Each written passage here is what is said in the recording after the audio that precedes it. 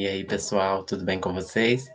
Espero que estejam todos bem e sejam muito bem-vindos a mais uma videoaula de Química aqui do Cursinho Popular Edson Luiz. Hoje a gente aí vai estar dando continuidade ao conteúdo de sistemas materiais, né? E para encerrar, a gente vai aprofundar um pouquinho mais no tema de misturas. Hoje a gente vai estar discutindo sobre separação de misturas, né? E eu já gosto de começar destacando alguns tópicos para vocês, né? Então, raramente a gente vai encontrar na natureza os materiais na sua forma pura, né? Só como exemplo, a água que a gente encontra em rios, lagos e mares é uma solução, cujos solutos que vão estar ali dissolvidos nela são sais minerais e alguns gases. Enquanto químicos, a gente vai precisar controlar muito bem as reações e os processos, né, envolvidos no nosso trabalho, o que vai exigir o uso de algumas substâncias.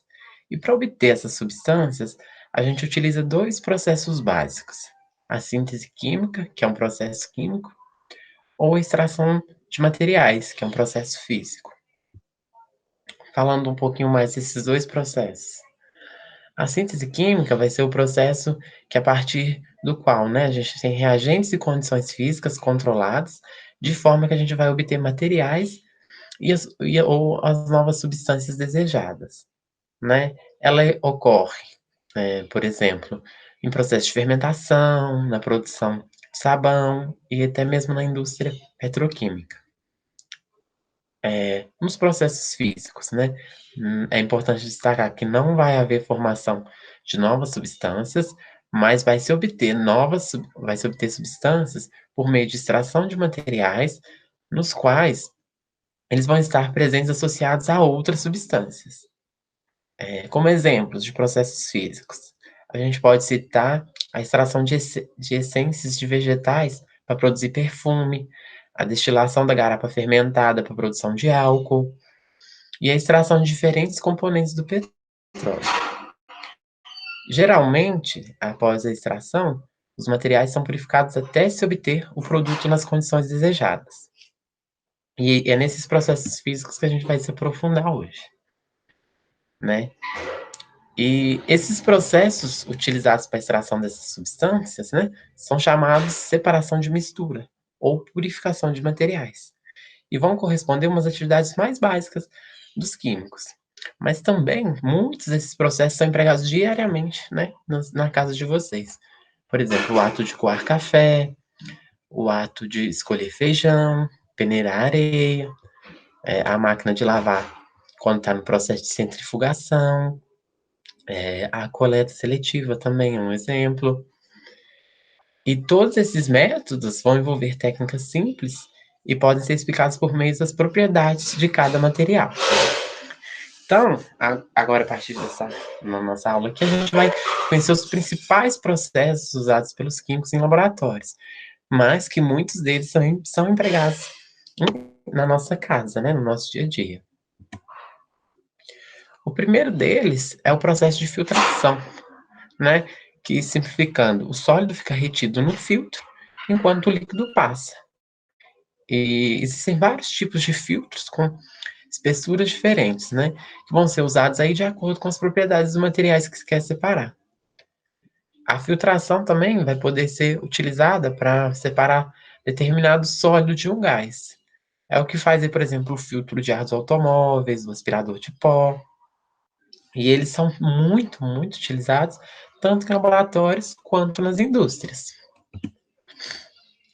E na nossa casa, além do ato de, quando você coa café, você separa a borra do café, outro método que a gente vai ter é o filtro de barro, né?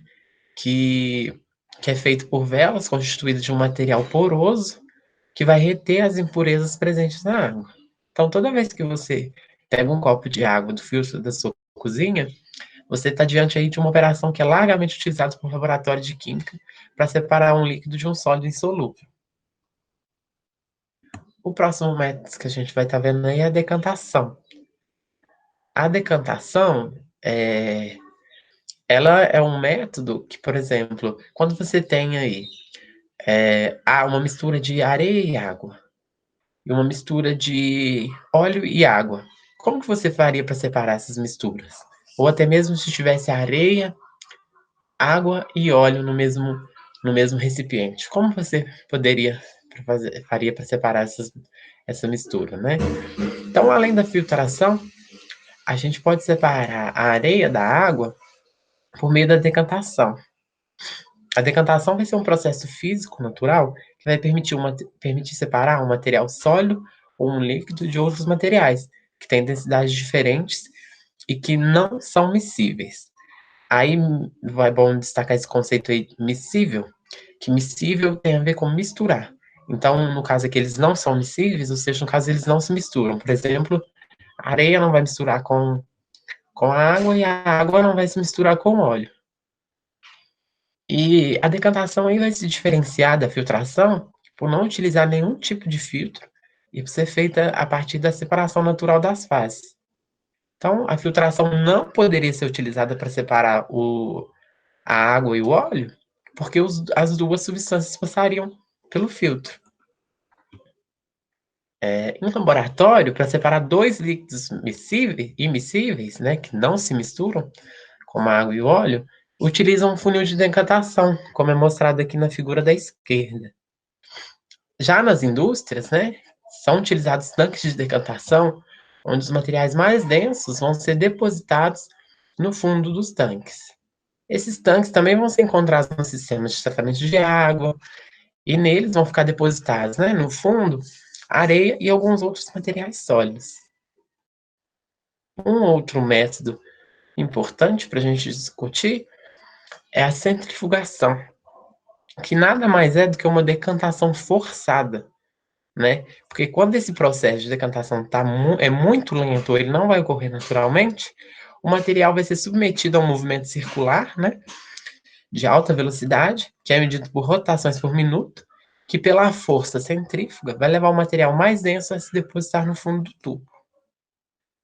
A centrífuga, só como um exemplo, ela vai ser muito utilizada aí em análises clínicas de sangue, onde nelas vão ser colocados tubos de ensaio com sangue.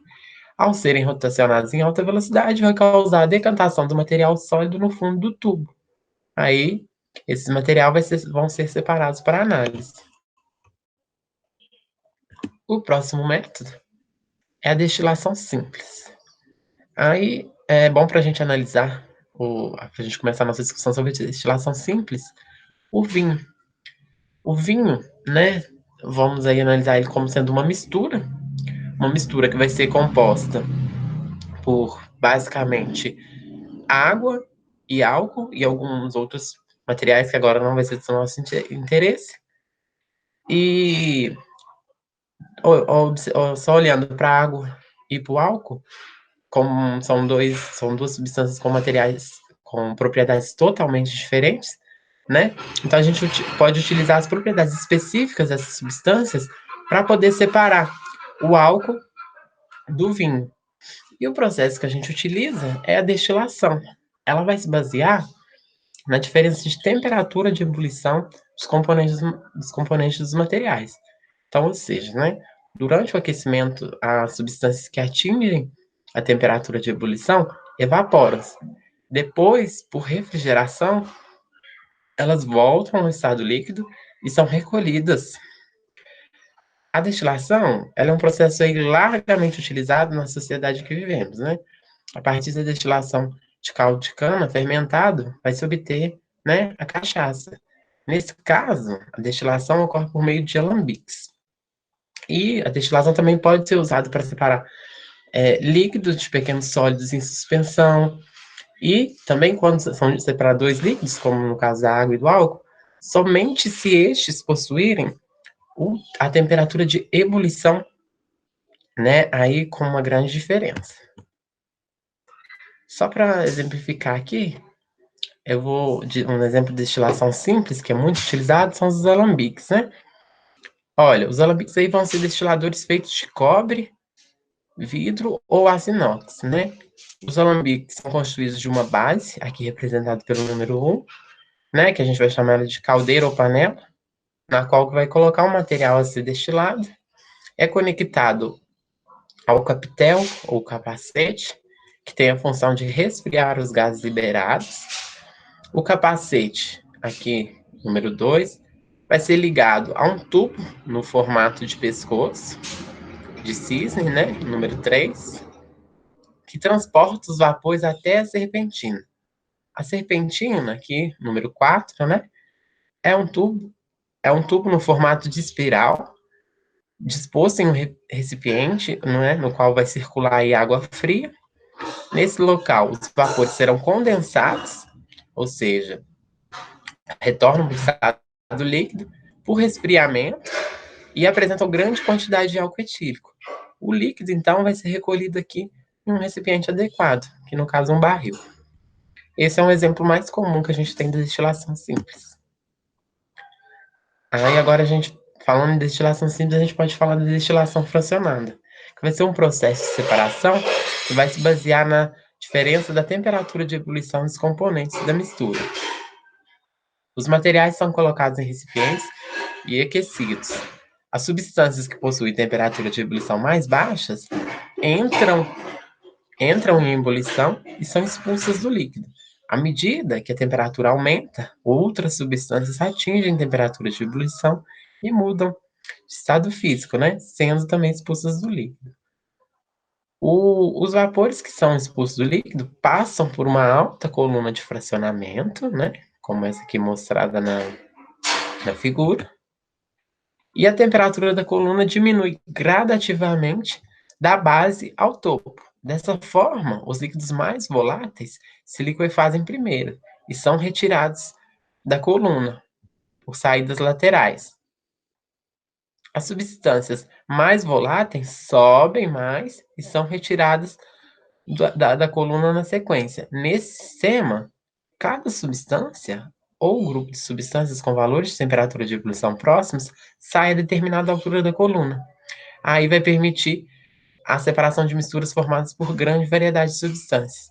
Uma vantagem aí desse método vai ser separar substâncias com temperatura de ebulição próximas, né?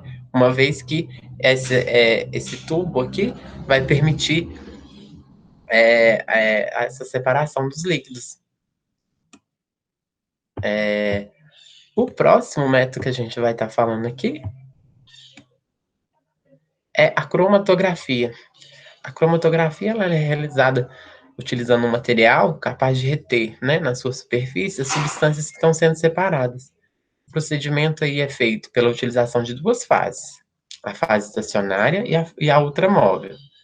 A fase móvel vai consistir de um líquido ou um gás que passa pela fase estacionária, que vai estar arrastando o material a ser separado, né? Como as substâncias constituintes do material têm propriedades diferentes, algumas são arrastadas mais rapidamente do que as outras.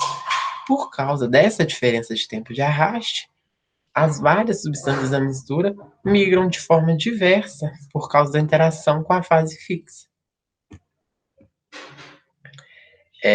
Os cromatógrafos, né, como esse aqui da foto é um exemplo de um, eles são largamente utilizados na medicina, no processo de separação e posterior identificação de diversas substâncias.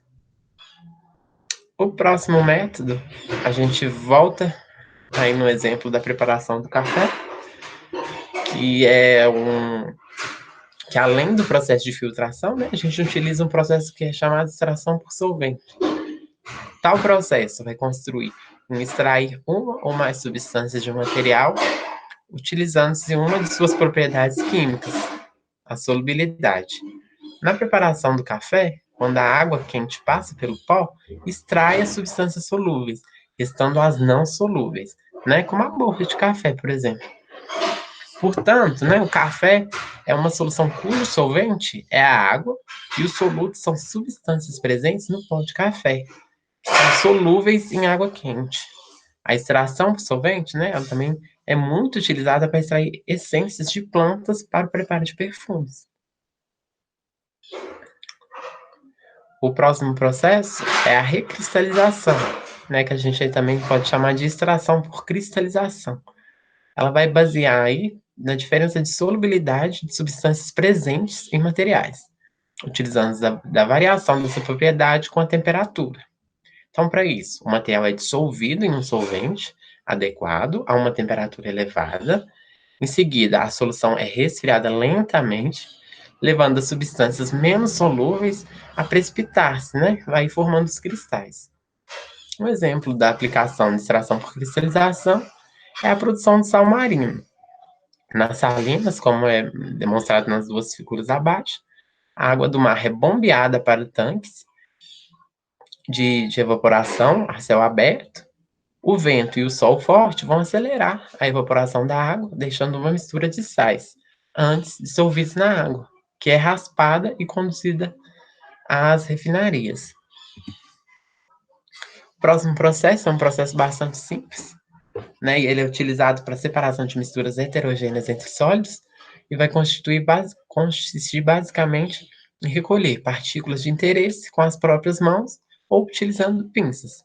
Trata-se aí de um processo relativamente simples e que pode ser feito quando as partículas da mistura possuem tamanhos relativamente grandes, para que seja possível realizar o processo, né, com eficácia.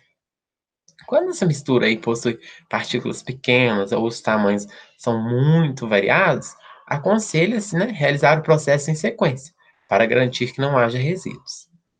Como exemplo, um processo de catação que é feito aí no nosso dia a dia e às vezes a gente nem se dá conta é a seleção de grãos, né? Como por exemplo aí o feijão. Para que sejam assim, para que assim, né, posteriormente ele seja preparado. A catação é feita quando se removem as impurezas, né? Grãos diferentes do feijão, as pedrinhas, os carunchos, as folhas, os grãos estragados e as demais sujidades, né? Aí sim, o feijão vai estar preparado para uso. O outro processo que a gente vai discutir aqui hoje é a tamização. O processo de tamização ou peneiramento vai se tratar aí de um processo mecânico de separação, onde os diferentes sólidos que compõem a mistura passam por um sistema de peneiras com diferentes malhas, e parte desses grãos fica retido e a outra parte passa por entre os vãos da malha da peneira. Bom, a necessidade de separação dos sólidos granulares é baseada em duas finalidades. A primeira, separar o sólido em frações homogêneas, né? Através da granulometria, né? Ou seja, o tamanho dos grãos. A segunda, obter frações com partículas de mesmo tamanho. Um outro processo que é bastante importante é a evaporação, né? Que vai ser usada para separar as misturas homogêneas sólidas mais líquidas. Nesse processo, a mistura vai ser aquecida até que o líquido sofra evaporação em uma temperatura acima do seu ponto de ebulição.